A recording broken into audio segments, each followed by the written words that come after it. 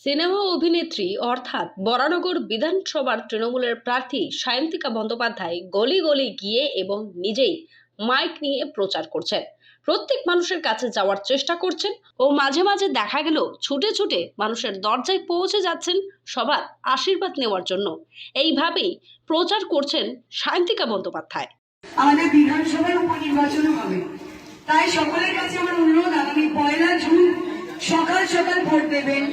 নিজের ভোট নিজে দেবেন, জোড়া ভোট দেবেন।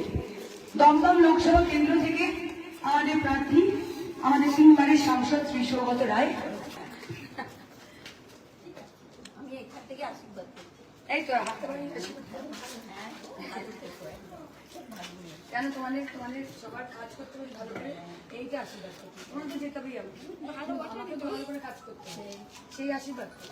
ঠিক আছে, আসছি। কেন